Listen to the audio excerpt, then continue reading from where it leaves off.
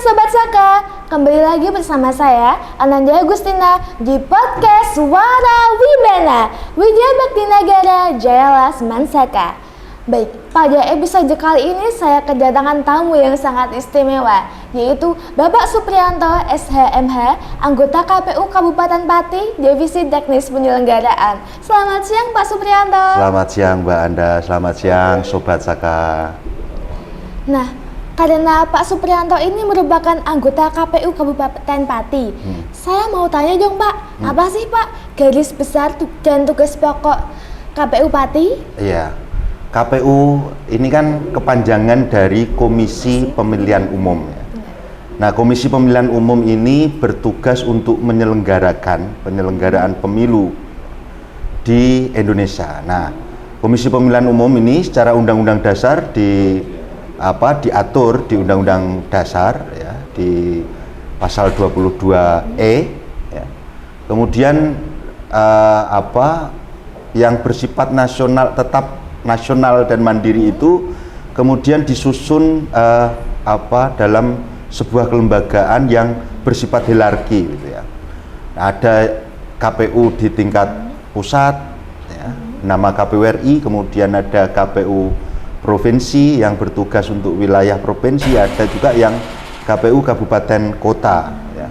Nah, saya salah satu dari anggota KPU yang bertugas untuk menyelenggarakan pemilihan umum di tingkat KPU kabupaten kota itu. Nah, dalam hal ini adalah di Kabupaten Pati. Nah, kami sesama penyelenggara pemilu ini bersama-sama ya, sesama penyelenggara pemilu antara Dewan Kehormatan Penyelenggara Pemilu dan Badan Pengawas Pemilihan Umum ini menjadi satu kesatuan bernama penyelenggara pemilu tadi. Nah, ini tugas kami ialah memastikan bahwa pelaksanaan pemilihan umum di Indonesia ini berjalan gitu ya. Khususnya kalau kami di Kabupaten Pati ya, tugas kami menyelenggarakan pemilihan umum di Kabupaten Pati, begitu Mbak. Berarti untuk yang menyelenggarakan pemilihan umum itu hanya di KPU saja ya Pak? Bidang lainnya mungkin tidak? Atau bagaimana? Ya, jadi di penyelenggaraan ya secara teknis memang sudah diatur itu ya, sudah diatur lembaga yang berwenang untuk menyelenggarakan itu. Yang tadi saya sebutkan 3 unsur. Tetapi kemudian sukses pemilu ini kan dipengaruhi oleh beberapa unsur ya. Tidak hanya unsur penyelenggara saja, tetapi ada unsur peserta misalnya. Ada unsur pemilih juga kan begitu. Nah, 3 komponen unsur ini yang harus bersama-sama ikut serta mensukseskan pemilihan umum tentunya. Tidak bisa hanya penyelenggara sendiri tanpa ada peserta pemilu. Demikian pula ketika hanya peserta pemilu saja tidak bisa gitu. Sama halnya kalau hanya pemilih saja juga tidak bisa. Ya harus ketiga-tiganya ini bersatu padu untuk mensukseskan atau penyelenggaraan pemilihan umum tadi. Gitu Mbak. Berarti harus berkesinambungan ya Pak? Iya betul. Oke. Nah, kemarin kan dari pihak KPU melakukan kunjungan ke SMA Negeri 1 Kayen. Iya. Kira-kira dalam rangka apa ya Pak? Ya, jadi 2 hari ini ya, kemarin dan hari ini kami jajaran KPU Kabupaten Pati, kebetulan saya yang ditugasi bersama tim melakukan kunjungan ke SMA Negeri 1 Kayen ini. Maaf, sering salah. Tidak apa-apa Pak. Ya, SMA Negeri 1 Kayen ini dalam rangka kami kemarin itu meminta fasilitasi dari Pak Kepala SMA Negeri 1 Kayen ini dalam rangka penyelenggaraan tes tertulis dengan sistem CAT untuk calon anggota PPS. Nah, karena kebetulan di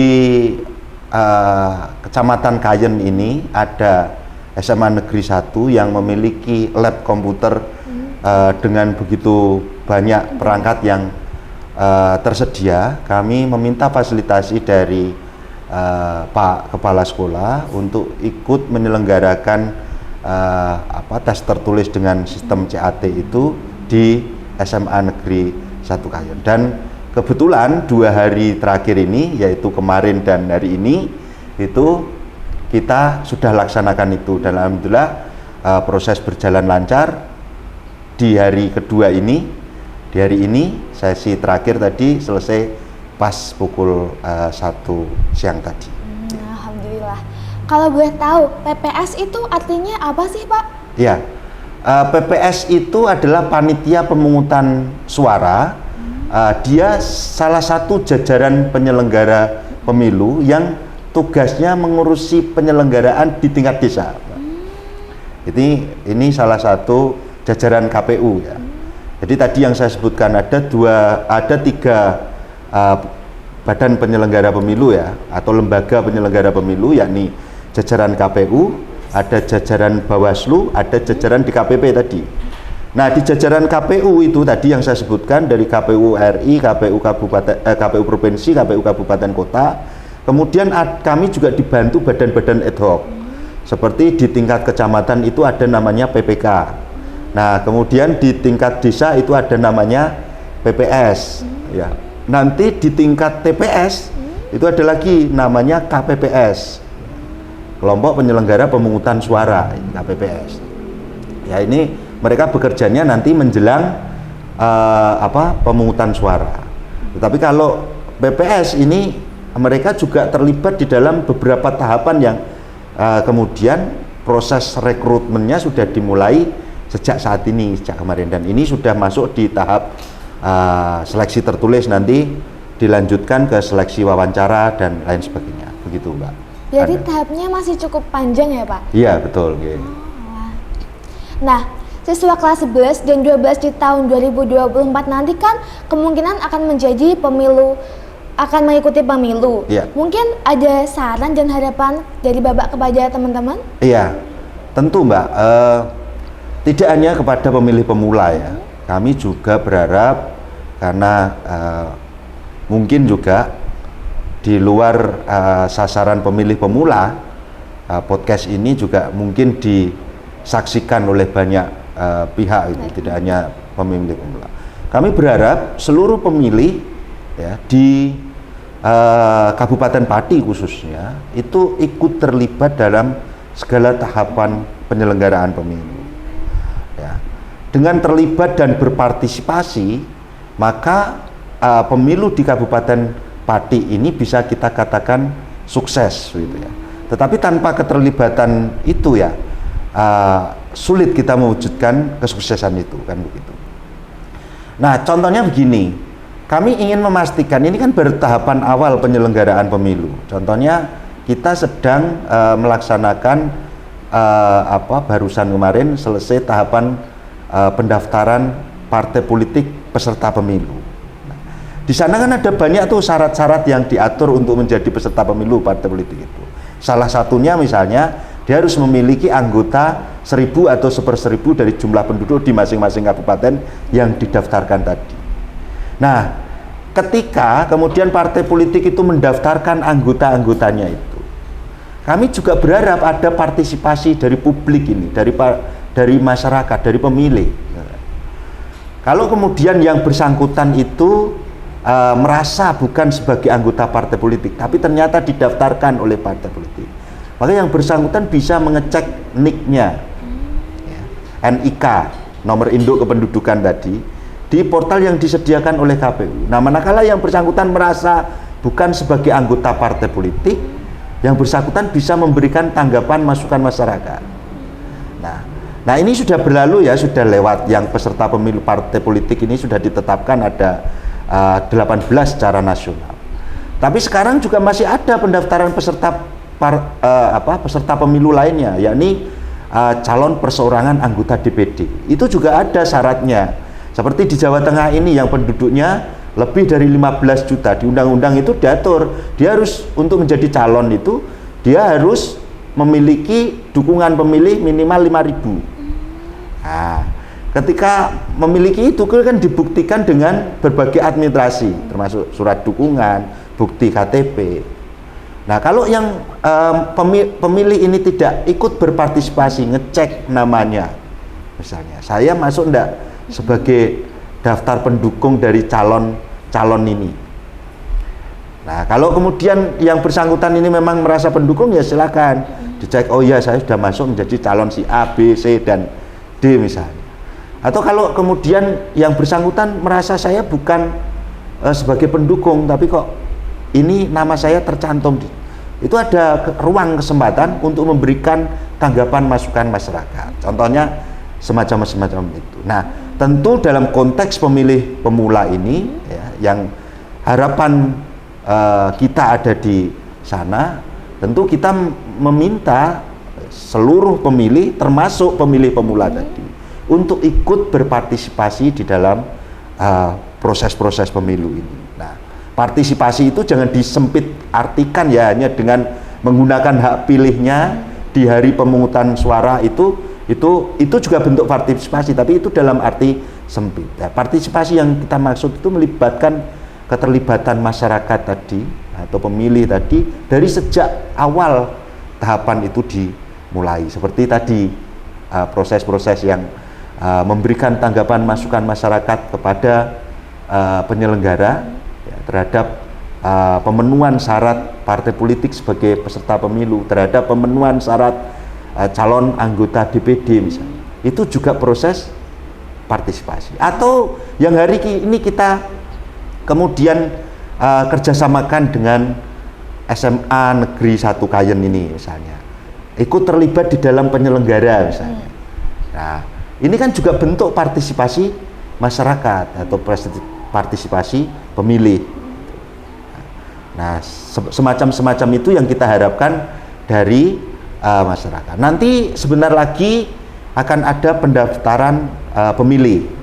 Nah, ini juga kita harapkan pemilih-pemilih pemula itu memastikan nama yang bersangkutan itu tercantum di dalam daftar pemilih. Kalau belum tercantum bagaimana? Ada mekanisme-mekanisme yang ditentukan di sana. Silahkan berikan tanggapan masukan masyarakat kepada kami penyelenggara pemilu. Kira-kira begitu, Mbak Anda. Nah, itu kan tadi kan bisa memberikan tanggapan dan masukan. Iya. Kira-kira bisa menghubungi siapa ya Pak untuk memberikan tanggapan dan masukan? Iya, saat ini kita permudah masyarakat itu ya, dalam memberikan tanggapan masukan masyarakat. KPU beserta jajaran termasuk KPU Kabupaten Pati ini memberikan ruang ya yang memudahkan masyarakat memberikan tanggapan masukan masyarakat. Misalnya ketika ceknik itu dari HP, dari genggaman saja bisa melakukan ceknik itu. Ada di portal infopemilu.kpu.go.id misalnya. Nah, itu bisa dicek, saya ini jadi pendukung partai politik tidak, saya ini jadi pendukung calon anggota DPD tidak. Nah, kalau kemudian tidak misalnya memberi tanggapan, itu sudah bisa ngeling di sana. Nah, tinggal isi saja, cara online sudah bisa disertai bukti-bukti, nanti otomatis sampai ke kami. Kami menyiapkan berbagai kemudahan sarana teknologi informasi untuk para pemilih dalam ini. Hanya tinggal keinginan masyarakat ini kita tingkatkan begitu, kepedulian masyarakat ini kita tingkatkan, kira-kira begitu. Nah, apa saja sih Pak persiapan yang harus disiapkan jika ingin mengikuti pemilu 2024? Ya tadi ya, kalau kemudian kita kan ada banyak pilihan, kita mau terlibat di dalam pemilu itu sebagai apa? Sebagai pemilih kah? Sebagai peserta kah? Atau sebagai penyelenggara misalnya. Nah, ya silakan, itu kan semua ada syarat-syaratnya. Kalau kemudian terkait dengan pemilih misalnya, yang konteks untuk bisa menggunakan hak pilih, tentu persiapannya ya tadi di dalam proses atau tahapan pendaftaran pemilih misalnya. Ya kita minta untuk masyarakat ini, ya, terutama teman-temannya Mbak Anda ini yang baru mungkin nanti akan didaftar, ya, termasuk kategori pemilih pemula tadi, itu memastikan bahwa nama yang bersangkutan itu tercantum di dalam daftar pemilih. Nanti kan ada tahapannya nih, kita susun dulu, kita lakukan coklit dulu ya, kemudian nanti kita umumkan hasilnya berupa daftar pemilih sementara misalnya. Nanti ada masukan masyarakat juga ketika tidak tercantum bagaimana, ketika sudah meninggal dunia dilaporkan itu bagaimana, dan lain sebagainya. Nanti kita perbaiki proses itu, kita umumkan lagi berupa DPS HP misalnya. Baru kemudian kita tetapkan sebagai DPT, daftar pemilih tetap contohnya. Nah, kalau ingin menggunakan hak pilih ya kewajibannya harus terdaftar di situ, di daftar pemilih. Dan kawal proses-proses itu, jangan sampai kemudian kita kehilangan hak pilih karena tidak terdaftar di sebagai daftar pemilih itu. Gitu. Kira-kira begitu. Nah, cara untuk mengetahui info terupdate dari KPU mungkin ada Instagram atau apa Pak yang bisa dikunjungi teman-teman? Oh ya, ada. Jadi KPU Kabupaten Pati ini juga mencoba untuk menjangkau pemilih-pemilih milenial tadi ya melalui berbagai sosial media gitu. Kita punya akun resmi KPU Pati, Facebook misalnya, Instagram kita ada. Dan cari saja itu pasti ketemu. Twitter kita juga aktif di Twitter ya. Website resmi KPU juga kita punya dengan berbagai komunikasi kita.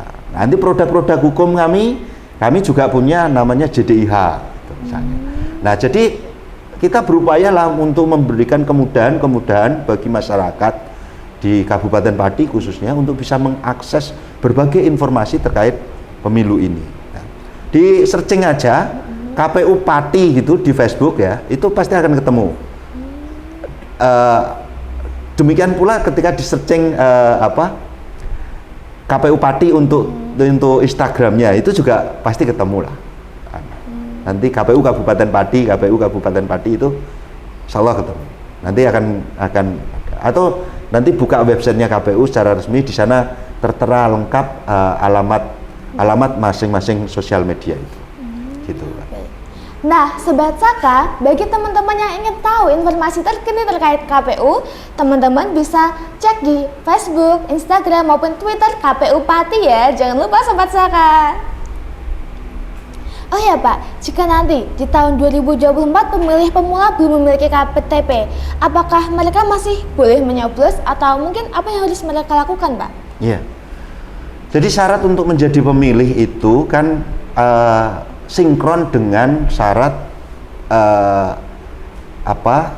sebagai penduduk ya Mbak. Jadi atau untuk memiliki kartu tanda penduduk, kita memang sinkronkan itu ya. Di penyusun undang-undang itu juga sudah mengatur demikian, di pembuat undang-undang itu mereka sudah mengatur sedemikian rupa sehingga ini sinkron ya, pengaturan itu.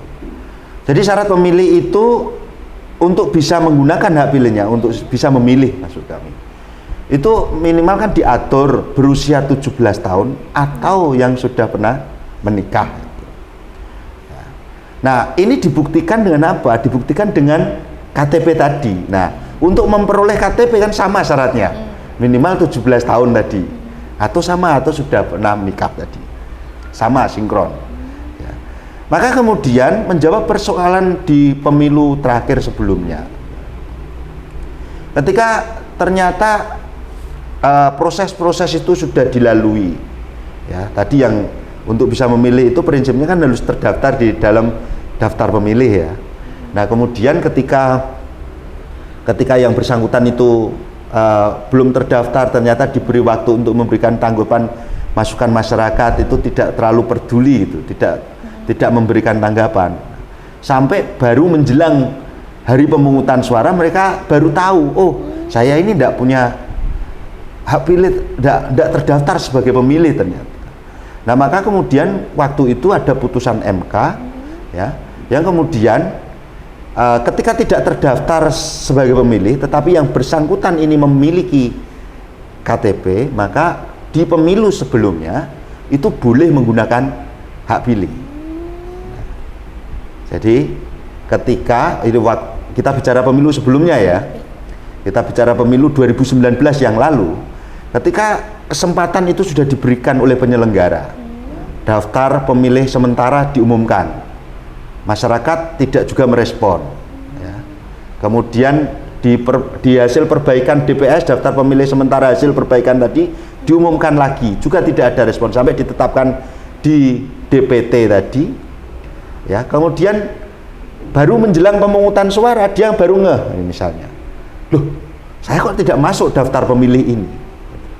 Wah, saya kehilangan hak pilih toh. Nah, kemudian waktu itu ada ketentuan, ya, ketika yang bersangkutan itu masih belum terdaftar di situ, tetapi syarat pemilih itu terpenuhi, ya, dengan tadi sudah berusia 17 tahun atau sudah menikah, dibuktikan dengan kepemilikan kartu tanda penduduk tadi, KTP tadi, maka yang bersangkutan tetap bisa menggunakan hak pilihnya di TPS waktu itu. Tetapi memang waktunya dulu diatur berbeda pelayanannya. Jadi kalau yang terdaftar itu dimulai pukul 7 sampai dengan jam 1, tetapi khusus yang memilih belum terdaftar di daftar pemilih tadi dan dia datang dengan menggunakan KTP itu dilayani dari pukul 12 sampai pukul 1. Ini kita bicara pemilu sebelumnya, pemilu 2019. Nah, nanti kita tunggu karena memang regulasi meskipun undang-undangnya sama yang digunakan, Undang-Undang 7 tahun 2017 untuk penyelenggaraan pemilu 2019 dan penyelenggaraan pemilu 2024 nanti. Tetapi secara teknis pengaturan terkait teknis pemungutan suara, kami belum bisa matur apakah sama dengan yang dilakukan di pemilu 2019 dengan yang sekarang. Nah, kalau yang sekarang atau pemilu 2024 yang akan datang itu nanti sudah ada regulasi tentang tata cara pemungutan suara, maka kami bisa menyampaikan. Nah, yang kita bicarakan tadi terkait pengalaman kita di pemilu 2019 yang lalu. Begitu Mbak Anda. Baik, berarti kesimpulannya untuk memberikan suara itu wajib memiliki KTP ya? Nah, itulah yang ingin saya tegaskan sebenarnya, tapi yang menegaskan Mbak Anda. Kira-kira begitu ya. Oke, baik. Nah, mungkin bakal ada sosialisasi khusus dari KPU kepada pemilih pemula di Semansaka, Pak? Ya, bisa jadi ya Mbak, tapi kami tidak juga bisa berjanji pasti. Maksudnya begini, pemilih pemula ini apalagi yang kita tangani ini kan seluruh kabupaten, ya, seluruh Kabupaten Pati. Dalam konteks informasi, ya, informasi kami janji pasti akan kita sampaikan kepada seluruhnya, tidak hanya kepada SMA Negeri 1 Kayen ini. Tetapi kalau kemudian kita menyelenggarakan khusus sosialisasi khusus kepada pemilih pemula di SMA 1 Negeri 1 Kayen ini, itu kan kemudian harus melihat berbagai aspek ya, termasuk aspek pembiayaan dan lain sebagainya. Apakah nanti tersedia atau tidak, nanti kalau memang ada kita bisa kerjasamakan. Dan itu pernah kita lakukan waktu itu. Tetapi kebetulan saya sendiri yang jadi narasumber. Dulu saya pernah diundang bareng-bareng sosialisasi di aula SMA Negeri 1 Kayen ini juga waktu itu. Bekerja sama dengan Kesbang Polimas waktu itu. Nah, justru yang waktu itu kita diundang sebagai narasumber dan penyelenggara kegiatannya itu ada di Kesbang Pol Kabupaten Pati waktu itu yang menyelenggarakan kegiatan sosialisasi di SMA Negeri 1 Kayen ini. Nah, bisa jadi nanti jika memang memungkinkan dari berbagai aspek yang tadi kami sampaikan, kita menyelenggarakan secara khusus di SMA Negeri 1 Kayen ini. Dan kami berharap itu bisa terlaksana tidak hanya di SMA Negeri 1 Kayen, tapi mungkin di seluruh SMA di Kabupaten Pati ini. Kalau memang kita bisa lakukan, kita berharapnya juga bisa lakukan. Tetapi kalau mungkin ya, karena ruang kerja kita juga terlalu mencakup seluruh kabupaten, sekarang ini kan sudah terbentuk PPK nih, berbagai informasi, berbagai terkait dengan tahapan pemilu ini bisa juga diakses melalui teman-teman PPK, gitu, Panitia Pemilihan Kecamatan ini tadi. Baik, sebagai harapannya pihak KPU dapat melakukan sosialisasi secara merata. Amin, amin, Mungkin ada pesan-pesan khusus dari Bapak kepada pemilih pemilu pemula agar teman-teman bisa lebih paham? Nggih. Ya, jadi beberapa informasi sedikit yang tadi kita sampaikan di awal ya Mbak, kami berharap tentu keterlibatan ya, keingintahuan ya, perhatian dari para pemilih, khususnya pemilih pemula ya. Ini tentu sangat kita harapkan gitu ya. Nah, kan kepedulian, keingintahuan itu tidak kemudian harus banyak meluangkan waktu, mengeluarkan biaya yang terlalu tinggi kan. Jadi tadi yang kita sampaikan, kita punya berbagai media informasi ya. Ada website punya, media sosial kita juga punya.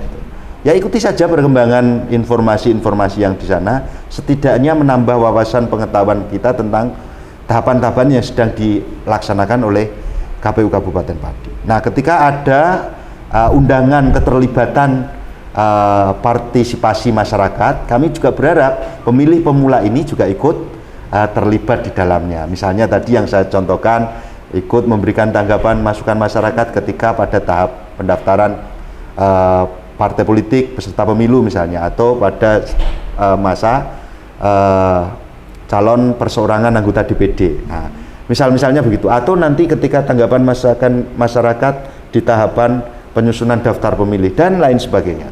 Nah, kita harapkan ini keterlibatan pemilih ini, termasuk pemilih pemula tadi, di dalam penyelenggaraan pemilu tahun 2024 ini meningkat pesat dengan berbagai kemudahan yang sekarang bisa dinikmati dengan teknologi informasi. Mungkin itu Mbak Anda. Oke, benar. Berarti harapannya semoga pemilih pemilu pemula dapat selalu up to date mengenai info-infonya ya Pak? Betul, Oke, baik. Nah, kesimpulannya Sobat Saka, tidak hanya pemilih pemula, diharapkan semuanya ya, publik mulai dari orang dewasa sampai lansia pun bisa memilih suara dengan baik. Nah, selain itu, proses pemilu tidak hanya pada saat penyelenggaraan, tetapi juga prosesnya, mulai dari partisipasi sejak awal sebelum pemilunya dilaksanakan. Jangan lupa cek NIK-nya ya Sobat Saka. Kepada Pak Supriyanto, terima kasih sudah meluangkan waktu dan berkenan menghadiri podcast kami episode kali ini. Siap, terima kasih juga untuk Mbak Anda dan. Nah, terima kasih Sobat Saka sudah setia menonton Suara Wibana sampai episode kali ini. Saya, Ananda dan Agustina dan seluruh kru yang bertugas pamit undur diri. Selamat siang, selamat beraktivitas. Podcast Suara Wibana, Widya Bakti Nagara, Jayalah Semansaka. Wassalamualaikum warahmatullahi wabarakatuh. Assalamualaikum warahmatullahi wabarakatuh.